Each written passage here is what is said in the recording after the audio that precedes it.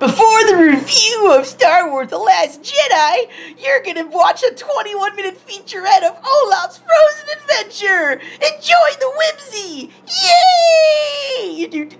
Ah! Loyal to George, and I owe him so much. He at one time said, would you consider playing an Obi-Wan type character handing Excalibur down to the next generation? I said, when would that be? And at the time he said around 2011. I thought, gee, as much as I'd like to have a job lined up at the turn of the century, I was figuring out how old I'd be at that point, and I thought, well, I don't know.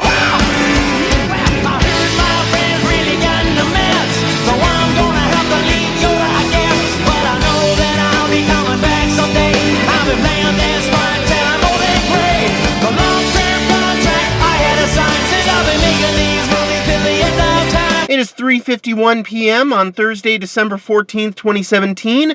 I am shooting in the daytime to make lighting easier, but a little later on, I will be headed to the AMC Burbank 16 in beautiful Burbank, California, to catch a 7 p.m. screening of Star Wars The Last Jedi.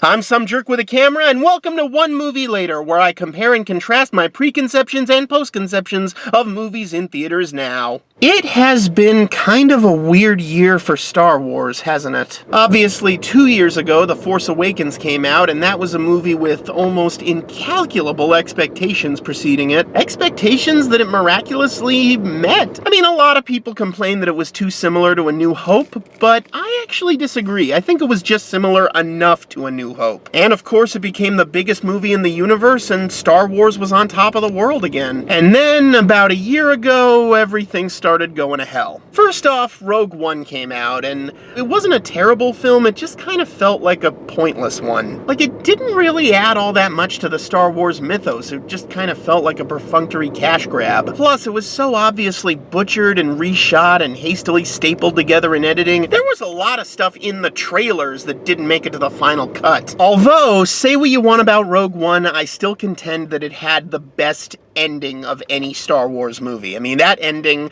those last few minutes basically justified the whole movie, as far as I'm concerned. So yeah, not a bad movie in my opinion, but after Force Awakens had received such near universal praise, it was kind of shocking that a new Star Wars movie was so divisive. Rogue One is boring, useless garbage. This movie does not work objectively. There is nothing interesting going on cinematically. They had a series of decisions, and every single time they took the boring one. There's nothing going on to care about, because you know what's going to happen at the end and you don't give a shit. I was bored pretty much the whole movie.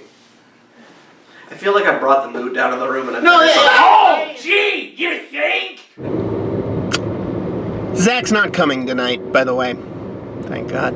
And then, shortly after Rogue One came out, we lost Carrie Fisher, and that was... God, that was tough. Not just because she was Princess Leia, though God knows that would have been enough, but Carrie Fisher led such an amazing, incredible, inexplicable life, and she had such a great wit for filtering it all. I mean, if you haven't seen her HBO special, Wishful Drinking, go seek it out. It is so good. And this came at the end of a year when it seemed like all the beloved cultural institutions were just dropping like flies. Bowie, Prince, democracy. And it was harrowing because at first she just suffered a heart attack on a plane and she had to be rushed to the hospital and put on life support, and people were falsely saying she was already dead when she wasn't yet, and all the while Rogue One was in theaters, and of course the very last word of Rogue One is Princess Leia saying hope. And that's what we had for those few days when it looked like she maybe might pull through, and then she didn't. To me, she is royalty.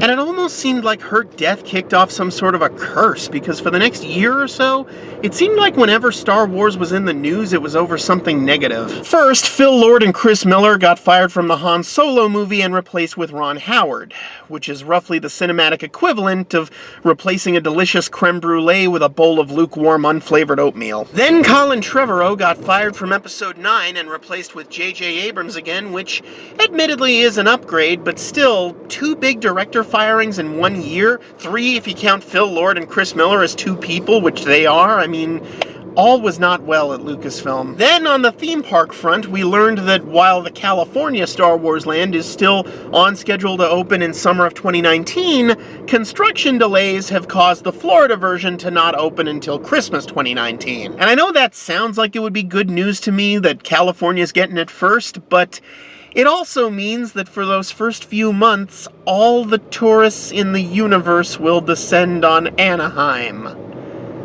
Oh, good. And then, of course, there was the Star Wars Battlefront debacle, which I didn't really follow because I'm not a gamer. All I know is that it's one of the exceedingly rare instances where hardcore gamers are extremely angry for valid reasons. But through it all, our guiding beacon, our lightsaber at the end of the tunnel, if you will, has been the release of Star Wars Episode 8, The Last Jedi. And even that has not been without its controversy, thanks to those goddamn porgs. There's definitely a certain amount of cuteness that I will tolerate from Star Wars movies, just don't turn them into the goddamn Ewoks, okay? You know, don't have the porgs take down the First Order and we'll be good. Expectations are maybe not quite as high as they were for Force Awakens, but really damn close, because I mean, this is gonna be the Empire Strikes Back of the new trilogy. You realize that. If Force Awakens was that similar to A New Hope, there's no reason to assume this won't be as similar to Empire Strikes Back. And of course, Empire Strikes Back is widely, justifiably revered as the best Star Wars movie ever. Directing this movie is Rian Johnson, who of course directed Looper, which is one of my favorite sci-fi movies of the last 10 years. The movie's been getting rave reviews from just about everyone who's seen it. I have done my damnedest to avoid spoilers outside the main trailers. I imagine the spoiler-free section of the review part of this video will be very short because Disney has revealed very little. But based on what little we do know about this movie, it's gonna be really nice to see Mark Hamill as Luke Skywalker doing stuff in a movie for the first time in 3.5 decades. With the benefit of time and perspective, I understand exactly why they did what they did in The Force Awakens and why they held off Luke until the very end, and his whole part was basically nothing more than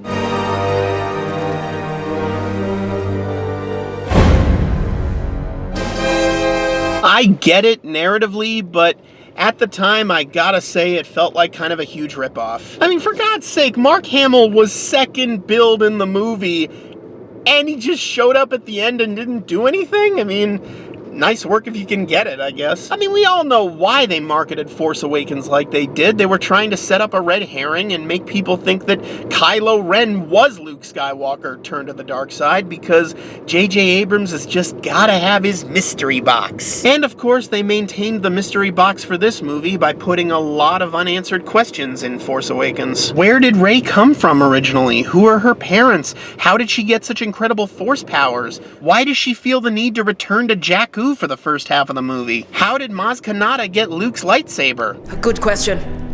For another time. What caused R2-D2 to come back to life and reveal the missing corner of the map to Curly's gold? A good question. For another time. And how about that Snoke guy? What's his deal? A good question. For another time. And hopefully that time is now.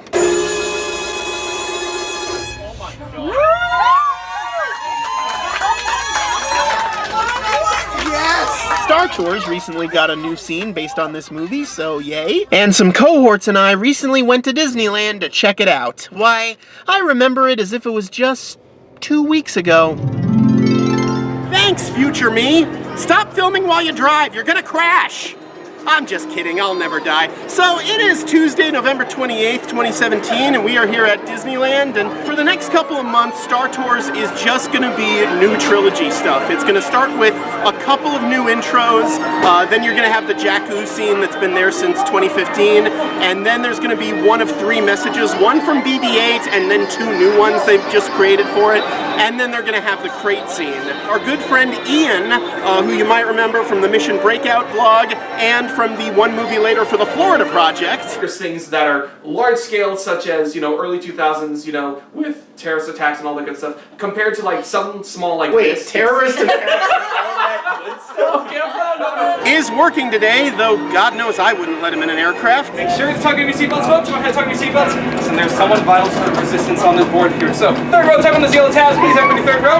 Excellent. Fourth row, tug on those yellow tabs, please. Get them there in one piece where the resistance is lost. Back row, go ahead, tug on those yellow tabs, please. Start with the device. Excellent. Let's tour some stars.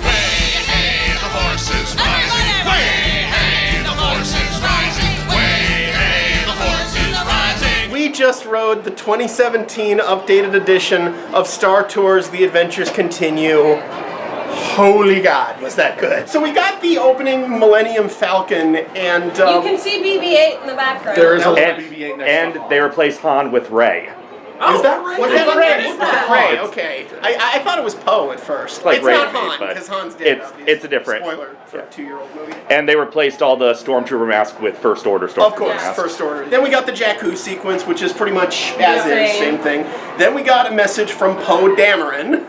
That was fun. Oh, hot Dameron. He's the only hologram character in Star Tours to like acknowledge that he already knows 3PO and R2 and to be really concerned with the fact that he's putting his faith in their hands. C-3PO said, "Is this mission authorized?" And he says, "Let's say it is." The biggest views of Crate that we've seen so far of Last Jedi, it's a mining planet basically. There's all these it like looks like kyber crystals to me. yeah, like these red things. It kind of had almost a Big Thunder Mountain vibe to it. And You're then it crashing goes into in- stalactites. You crash out of the cave, and then you've got basically AT-AT walkers. And then it gets on the windshield, which is a beautiful use of the 3D, and as an excuse for the squeegee gag. I can't see a thing.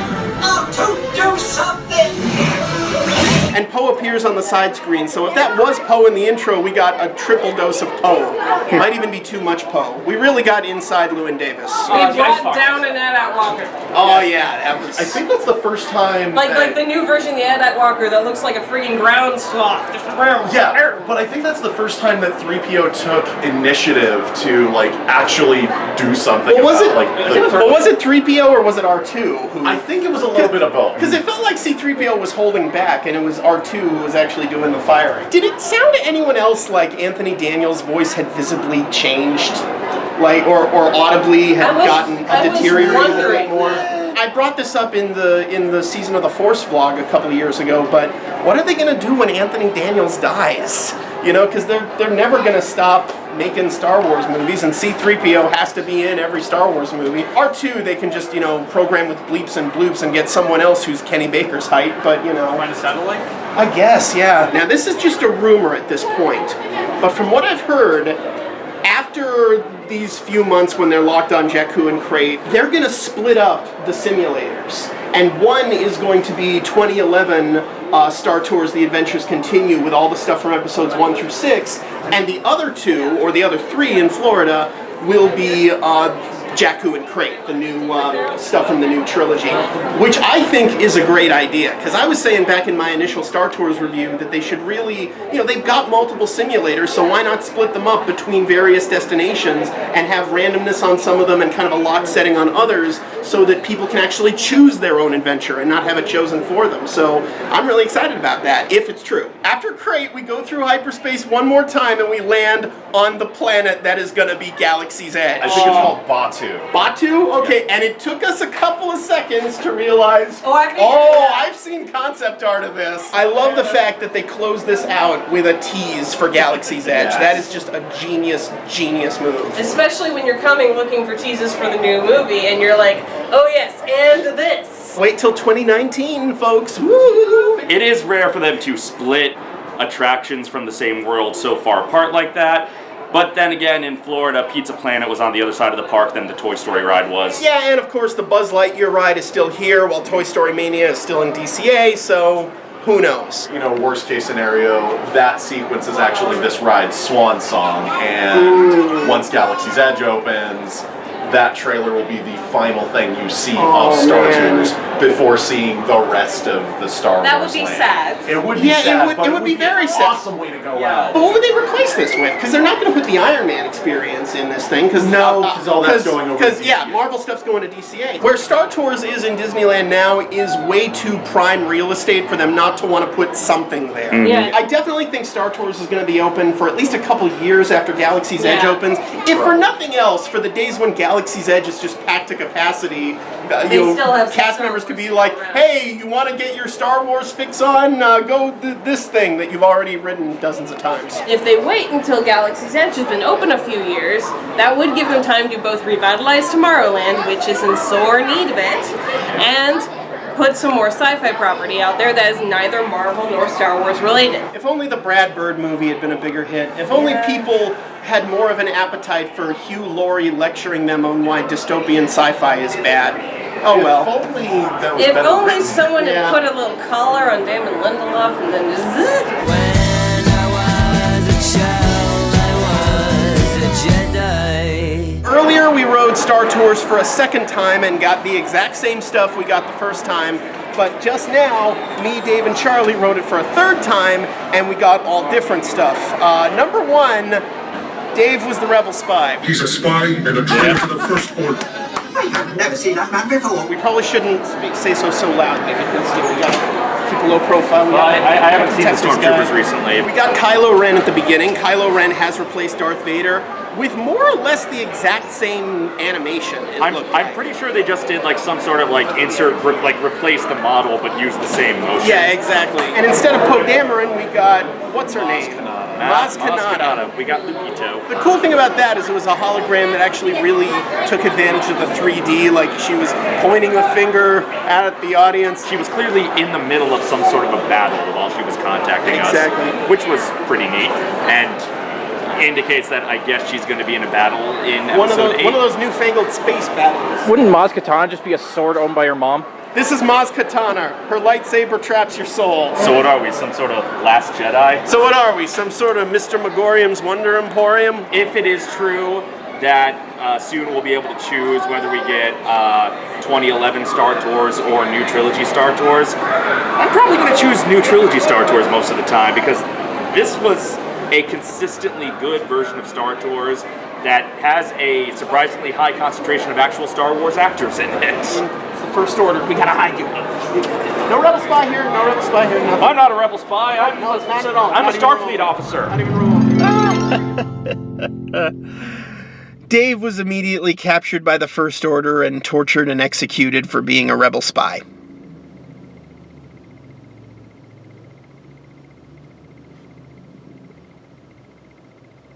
And when you all get shot and cannot carry on, though you die, La Resistance lives on.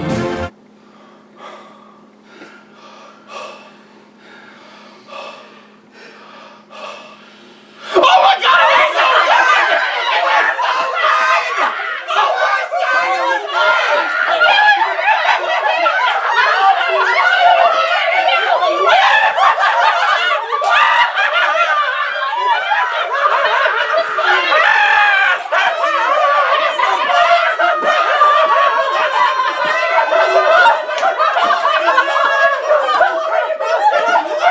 So we have mixed opinions on this film, but one thing we all agree on is that we want to get to spoilers as soon as possible. Oh, by the way, that's Brianna, Morgan, Luke, Charlie, Haley. You know them all, whatever. I loved The Force Awakens. I recognize that it's not a perfect movie.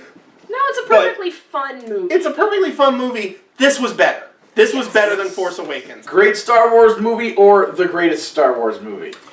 Great Star Wars movie. To me, A New Hope and Empire are still really, really tough to beat. Although, really, I'll have to see this a couple more times. Yeah, I'll have to yeah. compare. Me too. I felt like I was going to explode at a certain point because this movie just sort of keeps throwing it at you. Like, I do think it's better than Return of the Jedi, however. Yes. It's going to be tough for me to place this because, of course, I'm going to have to rank it in my mind. I don't know if this was as good as Empire or better. Was Empire your absolute favorite, or do you have any above? Empire is one of my, not just my favorite Star Wars film, but one of my favorite films, period. Right. This might be better? This might be just a smidge better. Wow. Might be. That's high praise. Couple more viewings of it. You are kind of riding the high right now. I am riding the high. Miles better than Rogue One. Mm-hmm. Yes. Miles better than Force Awakens. And light years better than the prequels. Absolutely. Just the first intro sequence of this movie is more excitement than I felt in the entire prequel trilogy. I've been waiting 34 and a half years to see more Luke Skywalker doing stuff, and I'm very happy. Non-spoiler review, it's great, go see it, but you're gonna see it already because it's Star Wars, obviously. It's so goddamn good, and in fact, you don't even need to watch this review. Good night, everybody! Yes. Yay! Spoilers! Spoilers!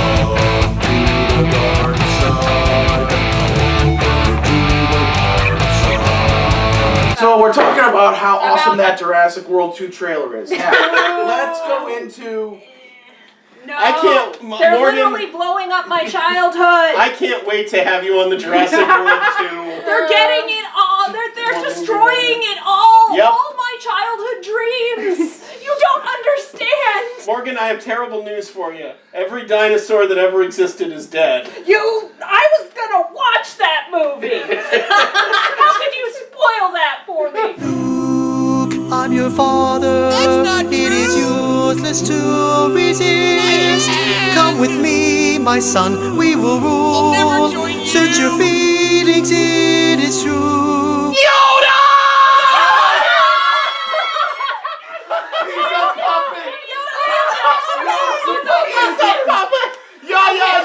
Yoda! There was an actual hand up Yoda. An actual hand. Somebody in the press was notified that the production had contacted Jim Henson Studios. But the story was that they were looking for a puppet to be Snoke. That's that right. They were going to make Snoke a puppet this time. Right. Yeah, that was the smoke screen. Total. A Snoke screen? A smoke screen! I have to high five you. Yeah. It was like a total, like, magician trick style misdirection of, like, you know, porks. No one's seeing what's in the other hand. Was Frank Oz actually operating the puppet, or was he just doing the voice? He was at the premiere. Well, yeah, but He did the voice. But yeah, he did the voice. Just the moment where the camera pans over and you see Yoda's ears from the background, and the audience went berserk. And they wanted you to know it was physical. And it was Empire Strikes Back Yoda. This was not a prequel Yoda. No. He was cranky and he was funny. I love when they cut back to Yoda and he's laughing and you see his little puppet hands and kicky feet like. Oh God, so great. And then like when he pops Luke on the forehead with his stick, like, you know, it's like, yes. We want to see him doing this stuff, not throwing pieces of building at people. Absolutely. Like, it's just being a little asshole. Yes, I love it. Luke Skywalker's like, I'm gonna burn down this tree in the books, and I was like, oh, you want this thing here? Burns it down. Burns it all down. I am God! I am your new God! The tree is on fire! Not me! Burn it, we won't let it will. And the message that Yoda gives to Luke that, you know, you can find wisdom in failure. You know, you don't have to be ashamed of your failures all the time, which is a great running theme of the movie, because that's why Luke. That's what everyone learned. That's why Luke ran away, is because he failed and he's been built up as this big legend. He decided that he couldn't possibly be wrong. He couldn't possibly fail. Mark Hamill. Oh man. Mark freaking Hamill. This was really Mark's movie. He brought a lot of Luke forward that we forget is a part of Luke. Like grumpy hairy Luke is a clear at the end of the spectrum from Tashi Station Luke. Did he ever pick up those power converters? Screw it, he's just there to die. like just chucking the lightsaber behind him. I know that JJ and everyone involved didn't really genuinely mean it this way, but that was like the ultimate FU to fans, like, who have been like waiting 2 years to see this moment. I don't give a crap, and he just keeps going. Well, but you needed that, because that's his arc. If he just was badass, you know, Jedi, ready to get back in the field from the beginning, you'd have no story. Literally, the guy two seats down from me. Literally, I heard him. He's like, waited 2 fucking years for that? Yep, you did. Yeah. Fuck you. But then the rest of the movie happened, and it was like, Yeah, this is what you waited 2 years for. Exactly. The moments of Luke training Rey, I love that, he's not just the Obi-Wan, he's a reluctant mentor. Kind of reminded me of that old guy with the long beard in Kill Bill Volume 2, who's just Pai Mei, right, who's just torturing Uma Thurman over and over again. I love the fact that when she asks what the Force is, Luke just kind of dodges the actual scientific answer. Yeah. Just like, it's kind of like a metaphorical thing. The M word did not come up. It's flubber. Don't worry about it. It's fine. It's magic. A wizard did it. He had this one moment which he said to Rey, and then later he called back to it and said it to Kylo, where he just like, it's amazing. Every word of that sentence was wrong. It's amazing. You are 100% wrong. I mean, nothing you've said has been right. And it feels so Beautiful good line. for a canon Star Wars movie to actually point out that at the height of their power, Yep. the Jedi let Palpatine rise and then kill them all. Basically, now you don't need to see the prequels at all. Yeah. Luke Skywalker just summed up all of it. Bringing that up again brings more context to Yoda showing back up. Tying back into what Yoda said about failure, if you've seen the Clone Wars, those lessons for Yoda were hard won because there are numerous points where Yoda was the guy who should have seen the warning signs. Absolutely. Where there was clue after clue after clue that something was not right with the clones, something wasn't right in the Senate. He was the guy who was at the center of all of it, and at every point, he chose to ignore it. Part of his problem was, like Luke, he kind of believed his own myth. Yeah. He believed that he couldn't fail because everyone knew how smart he was, and how good he was, and how could he possibly get it this wrong. I love it when movies smartly comment on the movies that came before, when they do it this way, and this was a very smart way to handle that. One thing that makes this movie like go beyond just good and transcending it into greatness is that it uses a lot of film techniques that you don't usually see outside like art house films. And I'm thinking of one scene in particular where like Rey goes down into that pit of the dark side and she sees all these infinite clones of herself that are reacting just slightly delayed. It's like seeing yourself on video or something. That was such a trip. That scene where she snaps and it's like click, click, click, click, click, click, click. That was so great. It's like a hall of mirrors, but it's going somewhere. Like that Citizen Kane scene where with the mirror reflecting the mirror. Can I just say, oh my god, my princess. Can we talk about Space Mommy now? I had that moment where I thought she did die. The I'm like, ship explodes and she gets sucked into space. You see the ice on her and you're like, oh, she dead. And my heart. At first I was like, okay, I can see how in post, because that's just how my mind works. Right. Like, I can see how they worked around Carrie Fisher dying and this will be, her death scene that they didn't intend. But then she... No! She forces herself! She forces herself to not die. Wakes up in space and goes back and here she is! She full on Superman. Yes!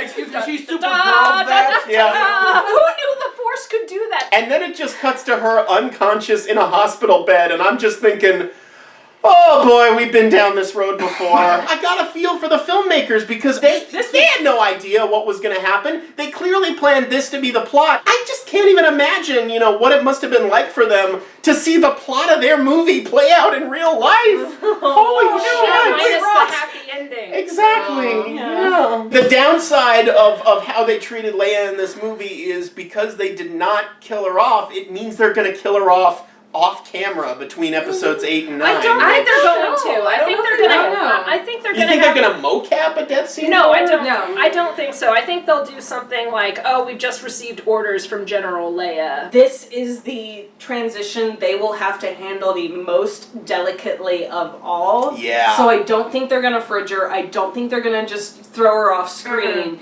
They're going to try and handle this as best as humanly possible. Okay. Because you can't not. What if they had more footage of her they were originally going to put in this movie, and then they rewrote stuff and saved it for the next movie so that she didn't I'm for it. be... Maybe. We have to assume these scripts were approved and went into production long before both real-life events happened and before things in our country and our political climate happened. So it's so weird that Rogue One was so perfect for last year, and this movie is so perfect for this year. Especially the opening scene where they defeat the villains through the villains' sheer incompetence. That whole opening scene is like a Robot Chicken sketch. It's like, oh my god, I can't believe I'm doing this in a canon Star Wars movie. It was kind of reminiscent of that scene with the Emperor, like, are you shitting me? Well, where are you? What the hell is an aluminum falcon? I kind of loved how General Hux was like the punching bag. Yes! Everyone pushes Hux around, but when Kylo takes over, Kylo's so emotional that he can't think about a battle strategically. And he starts making a bunch of mistakes, and if Hux tries to get him to stop, he gets force thrown into a wall. Or choked. He refused to kill Leia. Like, he had a chance to kill his mother, and he didn't do it. Didn't take it. Because he's a mama's boy. You don't actually see Han and Ben's hands at the moment the lightsaber goes through him. So the fan theory is that Han's actually the one who switched on the lightsaber, so that Han made the choice to be killed, so that Ben didn't make that choice, so that he still could have his soul redeemed and go to the light side later. If that is revealed in the next movie to be what actually happened, that means he didn't kill his mom or his dad. If they actually went through with that, like, I could actually root for Kylo then. I like the character now. It's like even if he still goes full dark, there's something about him. They made him just sympathetic enough and just like proactive enough that like, okay, now I like what he's doing and what's up with him. So he's compelling to watch. Adam Driver is so good in this role. He is amazing. Because even though I'm more on the fence about whether or not we're supposed to still think he's redeemable or not. We know why Anakin Skywalker fell to the dark side. There were 3 movies about it. Not naming names, but I do have friends who complain that Kylo is named Ben and not Jason, because in the old extended universe, Jason Solo was the son of Han and Leia, who does turn evil for the same reason Anakin does, which is that he's received a vision of death to his loved ones and wants more power to prevent it from happening. Yeah, but those are books. Yeah, books they're are books. stupid. Yes, they're books, so you can ignore them. Say what you will about whatever turned Kylo to the dark side, I don't think that was it. I don't think he was doing it to prevent people he loves from dying. The seed of evil had already been implanted in him. He was still pretty young back then, so it's like, why? He's the villain, but you know he's possibly redeemable. But at the same time, he turns away at the last minute. Yeah, so I'm like, so I feel like how am I supposed to feel about this guy? He turns what was going to be his redemption arc kind of into him solidifying his status as like resolving his conflict and settling down like, no, this is the path, this is what I want to do. The idea that he could grow into his powers and get that self-confidence should like scare everybody. Right after Snoke basically gave Kylo a dressing down at the beginning of the film and just sent him off in the elevator to sulk. I'm like, oh, Milo got banned from Twitter.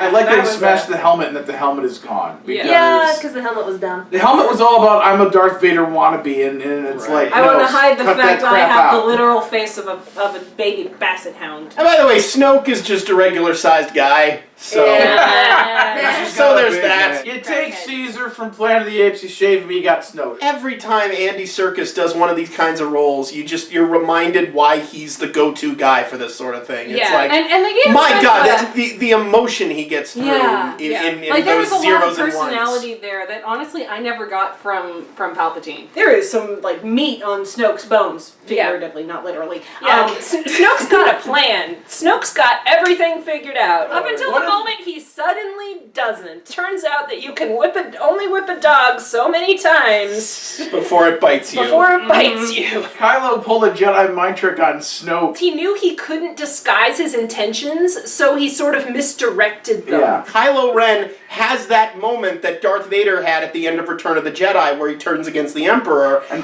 out Kylo Ren of compassion for Rey. Yeah, and Kylo just Ren like in Jedi turns against Snoke, but it's not because he's on the light side. It's because he wants his to own side. Absolutely. Kylo Ren remains a dangerous, credible villain because he is a guy on the edge of an epiphany, but he's too selfish to let go of that. It was one of those movies that just never stopped subverting itself and subverting the whole Star Wars like mythos. people that came in expecting another empire got a completely different thing served up than what they expected. It's like they wanted to blow through the main beats of the original trilogy. They've moved beyond where the original trilogy ended. Rey and Kylo turned back to back, and then just that was amazing. Like that, like our whole theater cheered. Yeah, amazing. Oh my god! The entire Red Guard got decimated and chopped up and spit out. I'm sitting there looking and saying, hey man, they paid Genndy Tartakovsky a lot of money to design this background, and you're just trashing the whole thing.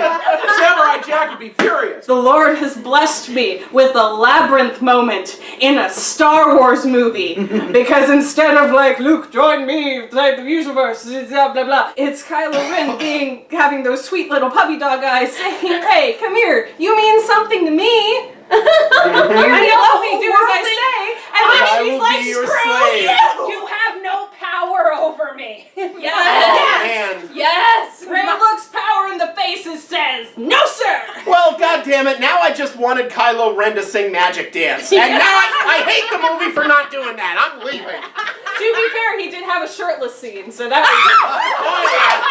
I was so happy for gratuitous male half Is that- And I love that it's awkward for both of you. It's like, we've got to stop meeting like this. They're like psychic pen pals in this one, and all of a sudden she like catches him changing. She's like, I really don't shouldn't wanna do this right now. Yeah, and he doesn't reach for a towel, you know. No, he's like just. He couldn't reach for a robe because only Jedis wear robes. So Kylo and Rey were doing the tug of war for the lightsaber. Yeah. And it just was too much, and it tore the whole ship apart. Holy God, that was great. We're just describing scenes from the movie at this point. We don't have any analysis. The way that thing just tore in half with no sound. No sound. Like it was like an anime. It was like watching Dracula. They finally acknowledged the scientific fact that sound does not travel in space. You know? In space, no one can hear you Wilhelm scream. Right. Our entire theater was almost afraid to make a noise too. Oh yeah. You could tell everyone was like on edge. We do find out who Rey's parents were. Yeah. And they were nobody. It's no one It's where it important. subverts itself again. I'm sure we all thought, you know, it was building They up were to... going to be brother and sister. Yeah, Like, she's Han and Leia's other kid, but no. Maybe Kylo Ren was lying. I was thinking about that. Rey saw that image that was just herself, so maybe like Anakin Skywalker, she was just born of the Force. I kind of interpreted that as that she has made her own way that in she life has and in the created Force, so she herself. doesn't really need to know who her parents are. More assholes on the internet are going to be calling her a Mary Sue because there's no reason that she has these Force powers. But Chosen One mythologies are key parts of Mary Sue's. I'm sorry, but Mary Sue's come from fan culture, and some people have been using them poorly. Honestly, I always felt like Poe Dameron was more of like the Mary Sue type. He got a proper arc in this one. Yeah, he did. What else is there to talk about? What else? Laura Dern. Laura Dern, yeah. I really like Laura Dern in this. I loved her hair. All through the film, we're kind of shown Laura Dern's character through Poe's eyes. Yeah. We're like, I don't know if she's got it. I don't know. She's either She on our doesn't look like side. an admiral. I'm She not doesn't- sure about this, but then at the end, she completely comes through, and it's like, oh, like you get the full reveal of her character. I'm sorry I ever Gorgeous. questioned you. Laura Dern's character, whose name I'm not. I don't Laura Dern. Laura Dern. Laura Dern. Vice Admiral Halsey, or whatever. Admiral Halsey notified me. He finally finds out what her big secret plan was. And then He's he's like, like, oh. she did have a plan, and she wasn't sharing it with us because it relied on secrecy. Dr. Sattler getting it done! Yes, I want to see people cosplay her. Oh, she was gorgeous. Also, most of the leadership in the entire Resistance was women. Yes! Mostly women. Oh, Billy Lord, Carrie's daughter, have a lot more lines in this one. she This did. was I really love cool. I love Rose. She's adorable. She's great. I would be Rose. The movie opens with her like kind of fangirling over Finn. Yeah, she's funny, she's witty, she's And adorable, she's also like really strong-willed, and we see her like basically as soon as she's done fangirling over Finn, she stands up to him. Yes! She lets him know. Yeah. The movie pre-ships Finn and Rose. So Yes. fans don't need to do it. It's like the movie Yeah. makes it pretty clear. Before we even meet Rose, we see her sister, Yes. who is the Yeah. bomber who sacrifices herself to take out the giant dreadnought ship. That was a great just That war was a movie good sequence. scene. The remote she needs to blow up the thing is just dangling by the thing, and she's trying to shake She's it and kicking get it. it. No, that was a I- great tense scene. That was I am an wonderful. apologist for Rogue One, but I have to say that intro sequence blew away. Absolutely. Yes, it's something you don't already know the ending to. Yeah. You already know the ending to Rogue One. As tense it is, you know what's going to happen. Yeah. This was the beginning of a film. The entire film is before this one. We don't know how bad it's going to get. The New Republic is just gone. Like, it's Right. been wiped The out. entire 'cause the planet Star system Killer was just wiped destroyed out. Every planet that had a Senate on it. The First Order has the most ships, so they're trying a military coup. They're taking over systems by force, and suddenly the Resistance is the only thing that can possibly stop them. Mon Mothma was. This is in the Aftermath books. Sorry, I'm talking about the books. No, go ahead. Go ahead. Okay, nerd. We're never gonna read them. In the Aftermath books, Mon Mothma is a huge proponent of demilitarizing the whole galaxy. Right. And so after the Empire finally falls, basically the first thing she does is she passes a whole bunch of laws that makes it impossible for a fleet as big as the Galactic Republic's to ever form ever again. And the problem with that was that it caused a lot of destabilization. I think Luke just astral projected. I think he disintegrated. He does that. The new Star Wars trilogy has kind of delayed its world building until this movie. That scene that took place in Space Monte Carlo, basically. Yeah. If you absolutely have to go to the bathroom, go during one of the casino scenes, I guess. But That was the least thematically relevant. But it was on the fun. surface, but it was like there were a lot of scenes in Bespin that were that didn't absolutely have to be there. Let's be honest. Yeah. The casino scene was a little long for like the overarching story of the film, but those scenes were still fun to be in the moment. Yet another way the movie subverts itself, because Rose, before they go in, said, "Oh, the worst people in the universe are in there," and you're expecting, you're expecting another wretched hive of scum and villainy, and instead it's all these, wealthy high rollers in Trump Tower, basically. And then you're like, oh. Rian Johnson sort of mimicked a shot from like this really old silent it's probably not even a silent movie, but I think it's from Wings, where the camera continuously pushes in over like these gambling tables. Ooh, yeah. And it ends with Finn at the end. Like, that's a direct mirror shot, like shot for shot, like shot. From Wings, where it's just pushing in, and you have no idea how the camera floats over these tables, but it does. Well, now you do, because it's computers. Well, yeah. That scene did kind of remind me of the Jabba's palace scene in a lot of ways, in the sense that it's just opulence gone berserk. Basically, if Jabba is Trump, then the Space Monte Carlo is how real billionaires work. Yeah. And there's this little alien creature that thinks BB-8's a slot machine. So When they first in the casino started panning over the racetrack, we're like, oh, is it pod racing again? I thought that Is too. it pod racing again? I was like, oh god, oh god, oh god, oh god, oh god, no. That did not occur to me, but yeah. Benicio del Toro's character, who's basically Hispanic Lando, let's be Like a honest. shadow version of Lando, because Lando is ultimately a good guy in that position. Well, I mean, we This still guy- got one more movie in this trilogy to he go, might so come back, maybe. but as the movie ended, he was just an opportunist. Right. And he was a true opportunist, which kind of sheds a better retroactive light on Lando and Han. Do we have anything at all we can legitimately complain about with this movie? At all? Other than the casino scenes being a little too long, or everything on that. Oh planet yeah, but that's a leading up to- nitpick. I kind of felt like that Space Monte Carlo scene, the costuming, like, seemed a little bit too much like of what real actual Earth stuff like that looks like. I know, this because we didn't- haven't seen that many rich people Yeah, in the it's Star like- Wars yeah, universe yeah. that aren't I mean, gangsters unlike- like Jabba or And in it was the nice of them to Empire. all color coordinate in black and white. Yeah, I and mean, it just all white tie seemed parties are a thing. any Star Trek show from the '90s and an opulent event, nobody was like all in the same matching outfits of white and black with gold trim and blah blah blah. They had 18 hours through which to get to the casino, find the hacker, and get back. But by the time they get back, then the battle on Crate is already happening, and Yeah, it all Rey's goes there to for hell. that. So did all that stuff, spending 3 days on the island, getting trained by Luke, going to the First Order ship, that whole thing with Kylo Ren and Snoke, and then Rey getting all the way back. Did she do that in 18 hours? I guess. I can't tell. It's the Force. There's a scene towards the end where Finn is basically about to sacrifice himself and do basically this movie's equivalent of blowing up the Death Star. At the very last second, right before he's about to do it, Rose knocks him out of the line of fire with her ship and saves him. She says something about, like, you know, that's how we're gonna win. Not attacking the things we hate, but saving the things we love. But wait a minute! That goddamn thing is gonna destroy all the people you love. It was a platitude that didn't make any sense once you broke it down. So haven't you seen Star Trek, The Needs of the Many? Exactly. I see that scene as sort of a throwback to Leia saying, like, no more deaths. In, like, the moments leading up to it, it came increasingly clear it was not particularly gonna work. Yeah. Right. Finn was just doing this because he had a chip on his shoulder about the First Order, and it's something he has had for the past 2 movies now.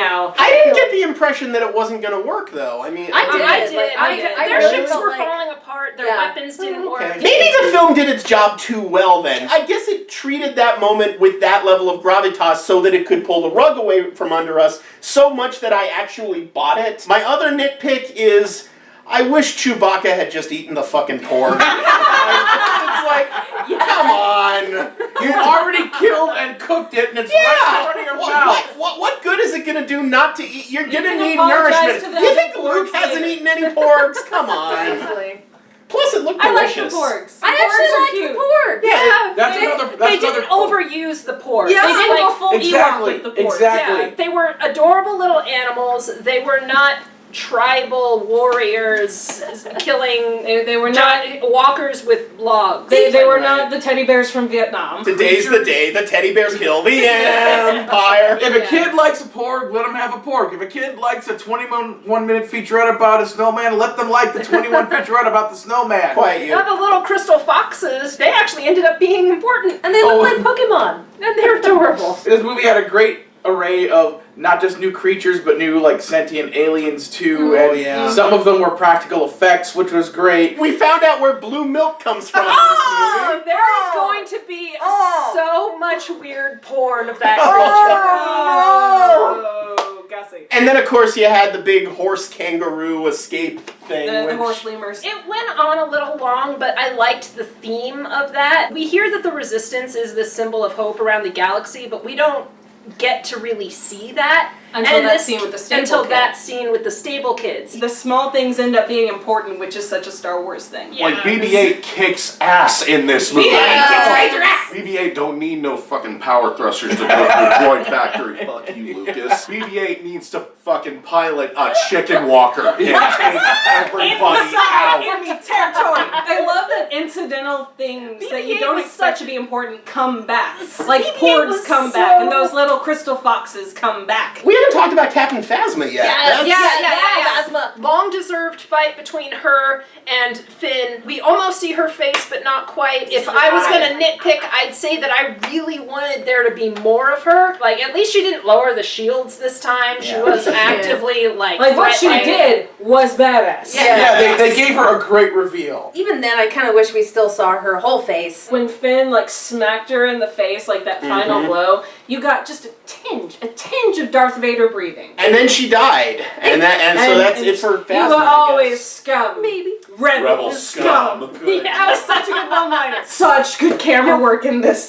So beautiful. Beautifully shot. It was beautiful. Gorgeous. Oh my god, that shot in the crate scene where you just see the shadow of the Millennium Falcon. Yeah. And then it Such great draws camera all work. the TIE fighters away and They things like really they hate hate that that shit. Wresting Star Wars away from George Lucas was the best thing that could have happened because George Lucas isn't aware of the series' own legacy the same way the rest of us are. You Yeah. know?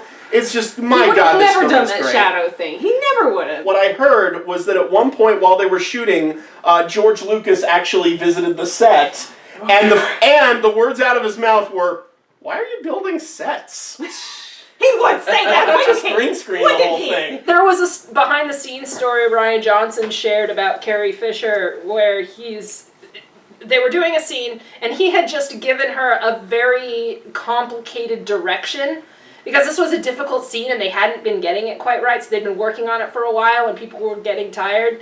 And he had just he'd sort of spilled his guts and it was very complicated and it was very in-depth, and Carrie Fisher just sort of looks at him and says, "So, faster and more intense." Today, it was announced that 20th Century Fox. Yeah, big chunks of it are being bought by Disney, so the hope is that this might actually lead to the, unmessed with original Star Wars trilogy being released on Blu-ray. And it was just announced this morning, so I was thinking, did they have time to add the logo to the beginning of this to make it feel more Star Wars-y? But they didn't. Maybe next time. Maybe Episode 9. Return of the Jedi, the original Star Wars trilogy gets to the end. Luke is finally a Jedi, and we basically only really see him be a good Jedi for a little bit of that final scene where he's fighting Vader and stuff before the Emperor steps in and, And now we finally see him again, and he's like the broken man on the island. I'm annoyed that I never got to see Luke Skywalker, legendary badass Jedi Knight, on the movie screen as a TV show. I mean, maybe they could still do something that's animated or something like Rebels. Obviously, for many obvious reasons, I really love Luke Skywalker growing up, and I can't imagine why. And everyone's like, "Oh, well, Han Solo was so much cooler." I'm like, but he's the hero of the universe, and he's the scruffy nerf herder who can't decide the moral right thing to do right away. And why does he get the girl? Anyway, because the girl's his sister. You really don't want to go there. That's not right. But in this grand universe of Star Wars content, we never actually get to see Luke be the awesome legend that he supposedly was. We get to see it at the end of the movie. We get to see a little astral projection. A little bit at the end of Jedi and a little bit at the end of this movie, and then that's all we got to see. More than a little bit, man. That face-off was fucking epic. On TV, Star Wars The Clone Wars and Star Wars Rebels, it's we actually got to see Anakin and Obi-Wan and Yoda and them be cool and awesome Jedi Knights and all these other adventures. I mean, we never got to see Luke, and I'm just kind of bummed. Well, they're never going to stop making Star Wars stuff, so I'm sure they'll get to that part eventually. Well, I hope so. The fight between Kylo and Luke, which almost played out like a Rurouni Kenshin kind of battle, where it's they spend 5 minutes on the setup and 2 minutes on the swing. It's like chess. The whole battle is already happening. A slow-mo shot as Luke ducks. Luke does a Matrix duck. It was really cool. Oh my god. When the ships are just shooting everything they got at Luke, and then the smoke clears, and Luke is just standing there, and he just goes... just wipes a bit of dead. God damn. Oh yeah, Luke. Badass! I was kind of hoping the plot twist was going to be that they expended all of their ammo. Really, I was just waiting for Star Tours to show up and blow up. The dear ending of Luke Skywalker. Yes. I did not see that coming. They faked us out 4 times because I thought Ben was gonna bite it, I thought Rose was gonna bite it, I thought Leia was gonna bite it, I thought everybody was gonna bite it, but no, you saved the freaking binary sunset theme for the end. The part with the 2 suns and the theme and oh god, it's so perfect. Drowning in feelings. I will haunt you like your father. Yeah. See you around, kid. Line, which was the last thing Han said to Luke at the end of A New Hope, when it seemed like they were parting forever. Probably something that Han would have said to Ben too. Yes. So Luke was just twisting that knife, Twisting that light. That final shot of Luke just disintegrating. With the twin, and the robe just flies off. With the twin suns, it's like, and the music. The journey is complete. The journey he started when he walked towards those 2 suns in A New Hope. He is one with the Force. The Force is with him. I went into this movie being like, if they kill Luke Skywalker, I'm gonna burn the theater. No. And you know what? They do, and I thought, perfect. Yeah. That was exactly... That was the only way he could go out. Honestly. And Mark Hamill's still alive and working, so he still could appear as a Force ghost. Yeah, he literally said he was going to haunt him. Oh yeah. I would love snarky Luke Skywalker Force ghost, just hanging out by Kylo Ren, like, hey. Have y'all seen I don't want him to say everything in the Joker voice. Like, Kylo's trying to sleep and he's just saying next to him, I'm Henry VIII, I am Henry VIII, I am. Shut up! Shut up! We're at the end of the second movie in this trilogy, and there's Poe and Rey. It's like, oh hi, I'm Poe. Oh hi, I'm Rey. They really haven't hung out yet, have they? They haven't met. It took me a minute to wait. Oh yeah, they haven't met yet. That's crazy. The resistance over the course of the film gets chipped away piece by piece until all of them can fit on the Falcon by the end. And you feel that, and you feel the importance of getting as many of these people on the Falcon alive as possible. There was that beautiful last scene that everyone gasped at, where there's this little boy that was a tertiary character. Oh yeah. Yes. And you cut back to him after having about an act playing with Star Wars toys. Yes. How great was and, that? And then It's he like goes out to like sweep, and he uses the Force to grab to grab his room. room. And you hear the binary sunset theme, Mm-hmm. and you know Luke could never be the Last Jedi.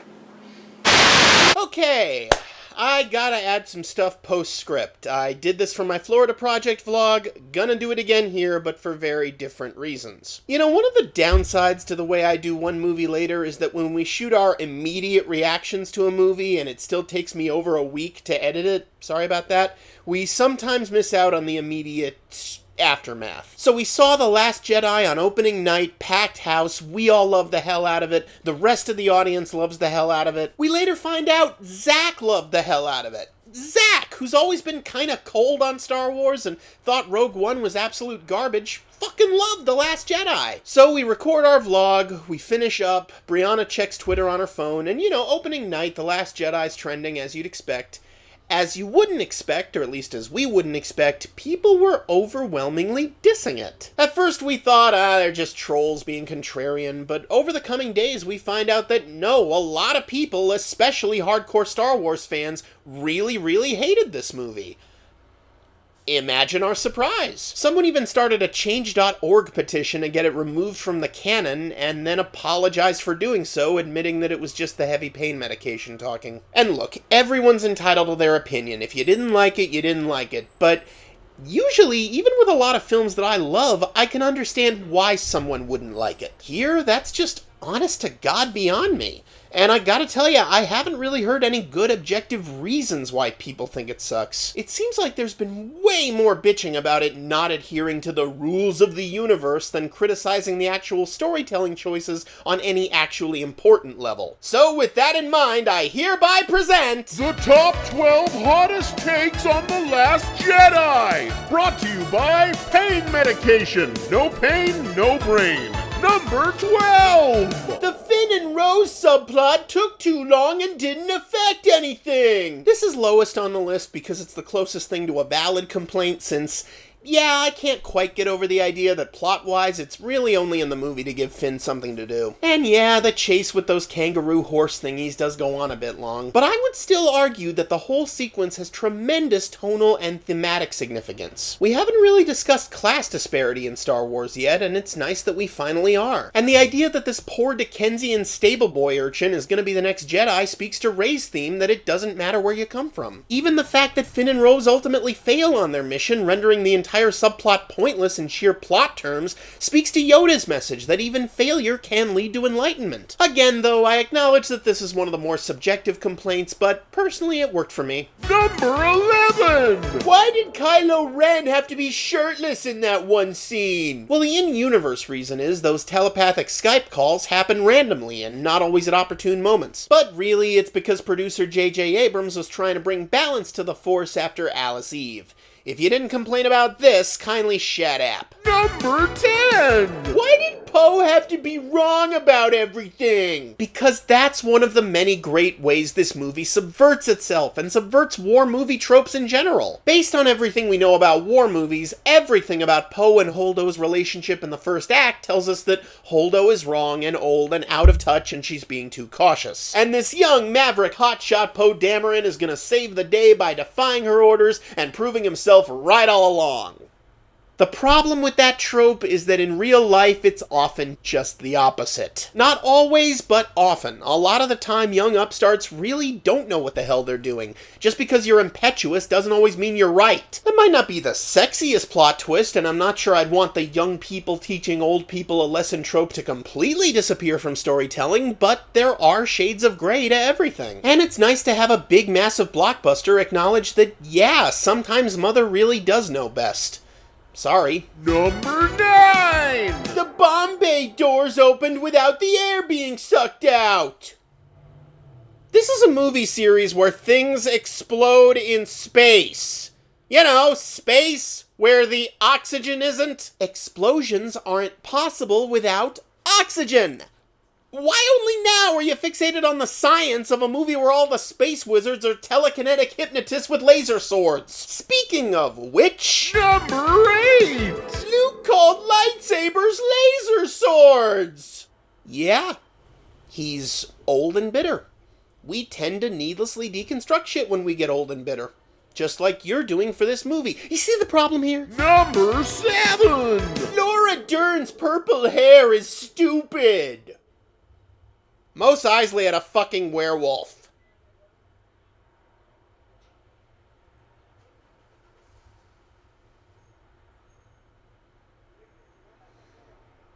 Number 6! Snoke's not interesting anymore. That's like complaining that it never snows on Tatooine anymore. Snoke was never that interesting, you guys. Andy Serkis gave the role his all, but in terms of character motivation, Snoke was just Palpatine 2.0 with an even more fucked up face. That's it. And they did the smartest thing they could have done with such a nothing character. They made him a red herring, an obstacle for the real big bad to overcome. Again, subverting itself by mirroring the climax of Return of the Jedi and then turning your expectations against you. If you don't like misdirection, don't go to a magic show. Number 5! Luke didn't act anything like Luke! Yeah, last time we saw Luke say and do stuff before this movie was May of 1983. I don't know what you were doing in May of 1983, but I was just beginning my 3rd trimester in my mother's womb. A lot has changed since then. I've learned how to walk and talk, I've gained a shitload of weight, I grew a full head of hair and then lost quite a bit of it. Also, I don't act the same as I did back then, and you know what? Neither do you. Number 4! Why'd they have to humanize Kylo Ren? I'm not kidding. I actually saw someone complain that they humanized Kylo Ren too much. God forbid anyone actually sees where the villain is coming from, right? I mean, that's not interesting or anything.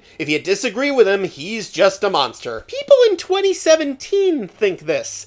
Real people from humanity. The species that invented the light bulb 138 years ago and went to the fucking moon almost 50 years ago still has people who think this. You figure it out. Number 3! All the men are incompetent and all the women are hyper-competent. Okay, setting aside how much of a whiny, dateless MRA walking, talking birth control pill you'd have to be to even consider that a problem, it's not even fucking accurate. Were you in the bathroom during that scene where Snoke is torturing Rey and she's helpless against him and she needs Kylo Ren to bail her out? Which he does? And was your spastic Mountain Dew-soaked bladder acting up again when Luke saved everyone's asses at the end of the movie?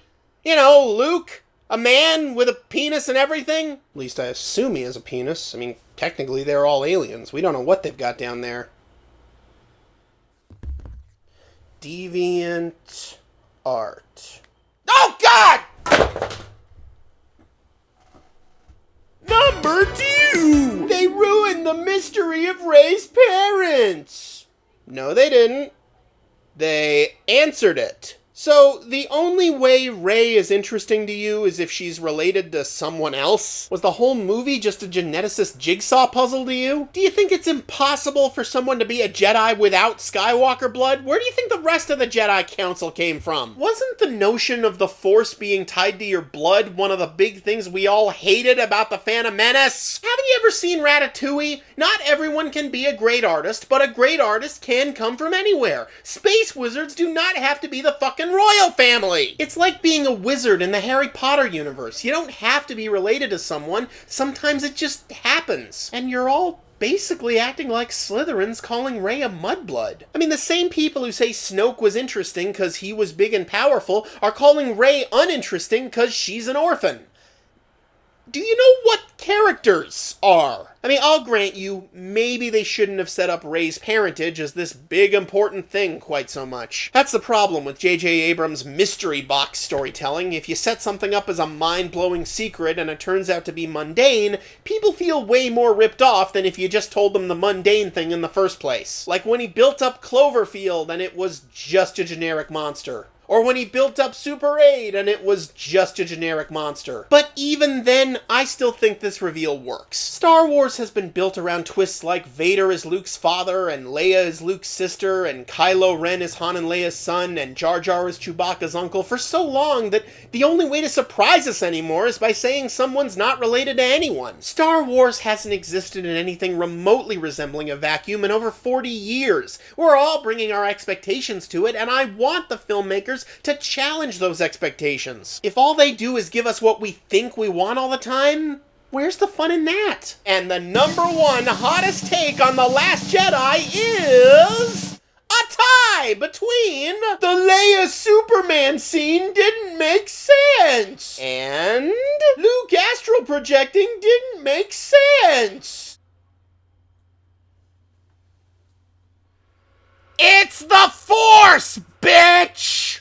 Now, I know you want to respond to that with, that's not how the Force works. Go ahead, say that. Say exactly that to your screen right now. I'll wait.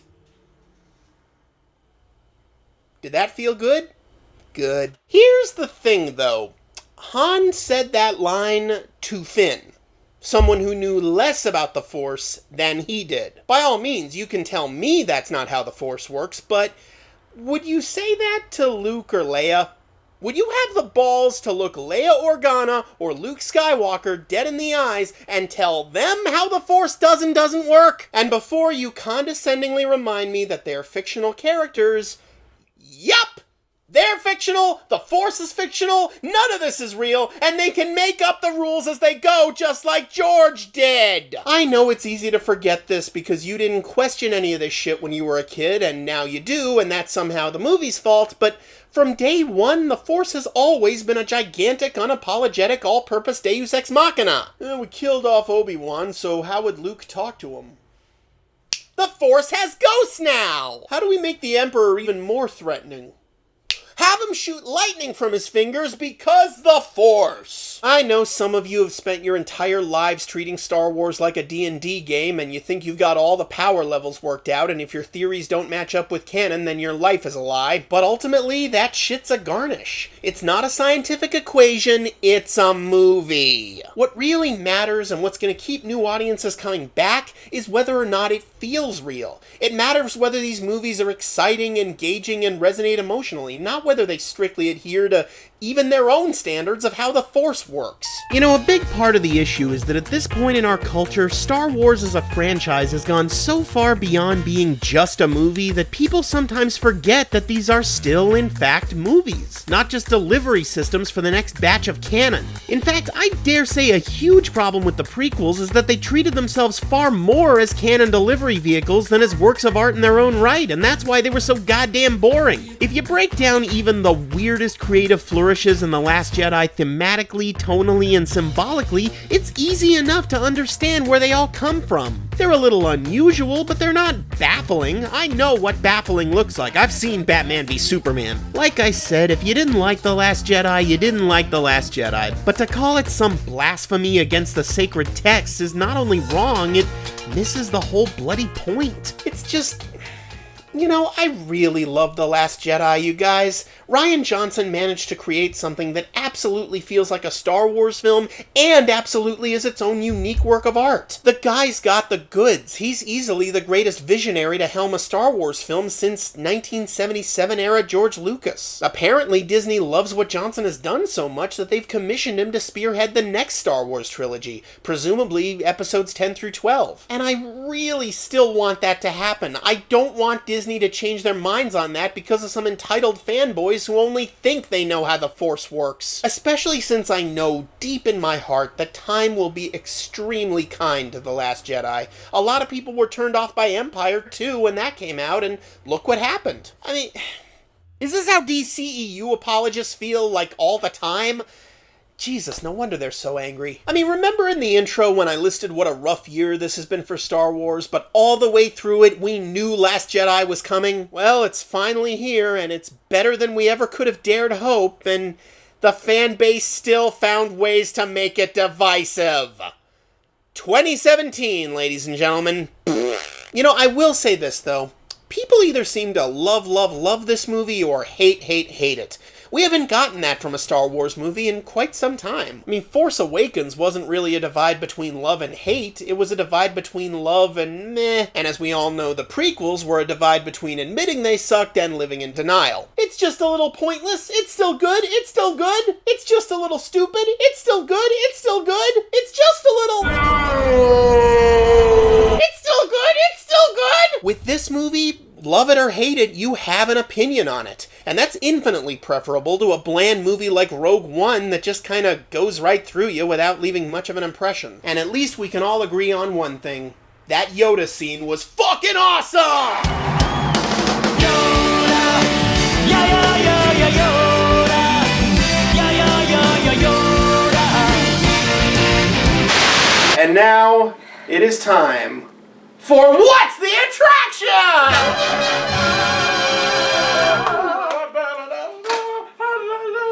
Star Wars Land is coming to California and Florida, and we know they already updated Star Tours with this movie. How else will they bring elements from this movie specifically to the parks? Haley! Me. I would enjoy just as a talking to Laura Dern simulator. You get to sit on that bridge and snark with Laura Dern for like half an hour increments. That would be great. Charlie! Well, rumors are flying around that Jurassic Park is going to undergo a massive refurb again. All the dinosaurs are going to be replaced by porgs. and Laura Dern is going to be the thing that pops up at the end. I mean, Laura Dern I can see, but how's Universal going to get the rights to porgs? Hey, Comcast was going after 21st Century Fox too. Luke! Instead of that famous talking trash can that used to be at Disney World, it's going to be BB-8 in the little can, just like cruising around, bumping into things.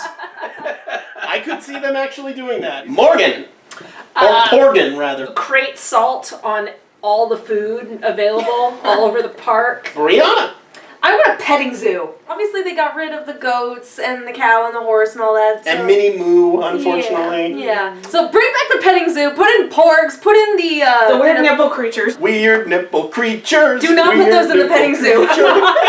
But do put the crystal foxes in the petting zoo. Yes, crystal foxes in the petting zoo. Yes. Well, they own Fox now, so that was the Fox thing. Do it. 20th Century Crystal Fox. Yeah. All of us are absolutely right about all this, aren't we, Tony? As a matter of fact, no. What? You are all wrong!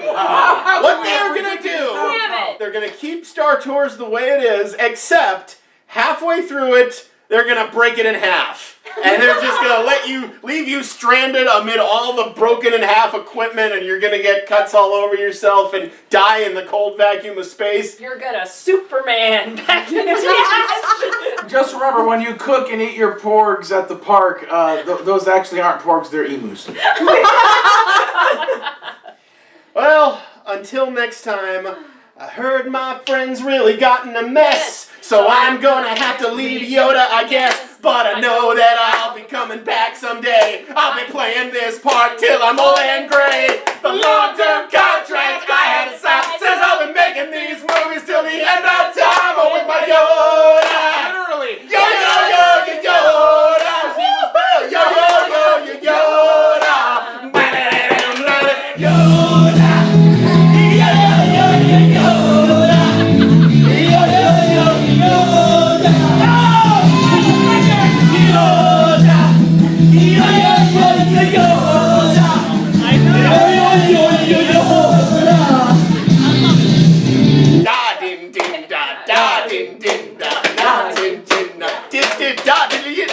We're not gonna do the whole thing. Yoda. Yeah, yeah. Yoda. Tune in next week when Disney buys MGM. I'm a logo.